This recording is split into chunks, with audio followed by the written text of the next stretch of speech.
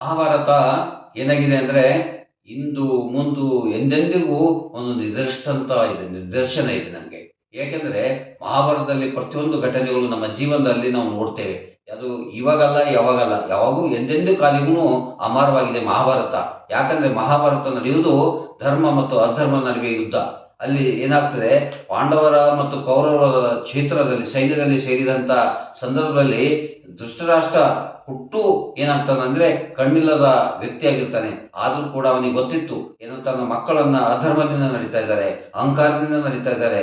ಆದರೆ ಕೂಡ ಆ ಮಕ್ಕಳ ಪರವಾದ ಮೋಹದಲ್ಲಿ ಬಿದ್ದು ಆ ಧೃತರಾಷ್ಟ್ರ ಏನ್ ಮಾಡ್ತಾನಂದ್ರೆ ಮಕ್ಕಳಿಗೂ ಬುದ್ಧಿ ಹೇಳಕ್ಕಾಗ್ಲಿಲ್ಲ, ಇಡೀ ತನ್ನ ರಾಜ್ಯವನ್ನ ಕಳೆದುಕೊಳ್ತಾನೆ. ಹಾಗೆ ತಂದೆ ಅಂತೆ ಮಕ್ಕಳು ಅಂತ ಕರಿತೇವೆ. ಅದಕ್ಕೆ ತನ್ನ ಮಕ್ಕಳನ್ನು ಬಾಲ್ಯದಿರುವಾಗಲೇ ಏನ್ ಮಾಡಬೇಕು ಅಂದ್ರೆ ಮಕ್ಕಳಿಗೆ ತಿದ್ದಬೇಕು, ತೀಡಬೇಕು, ಸತ್ಯವನ್ನ ಹೇಳಬೇಕು, ನ್ಯಾಯವನ್ನ ಹೇಳಬೇಕು. ಆ ಕೆಲಸವನ್ನ ಧೃತರಾಷ್ಟ್ರ ತನ್ನ ಮಕ್ಕಳಿಗೆ ಮಾಡಲಿಲ್ಲ.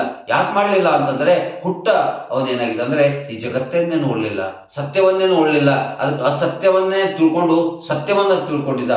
ಇಂಥ ನಿದರ್ಶನ ಅದಕ್ಕೆ ಪಾಲಕರು ಆದಂಥವ್ರು, ಹಿರಿಯರು ಆದಂಥವ್ರು ಮಕ್ಕಳಿಗೆ ಏನಾಗಬೇಕಾದ್ರೆ ಆದರ್ಶನಾಗಬೇಕು. ಯಾಕಂದ್ರೆ ಧೃತರಾಷ್ಟ್ರ ಏನಾಗಿದ್ದ ಅಂದ್ರೆ ಕಣ್ಣಿಲ್ಲದ ವ್ಯಕ್ತಿಯಾಗಿದ್ದ.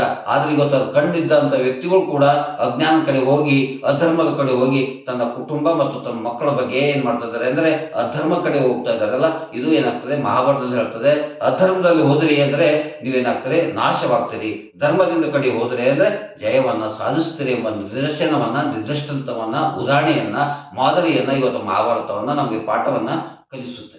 ಇದು ನಾವು ಅರ್ಥವನ್ನ ಮಾಡಿಕೊಳ್ಬೇಕು. ಇಷ್ಟೇ ಮಹಾಭಾರತ ಅಂದರೆ. ಧನ್ಯವಾದಗಳು.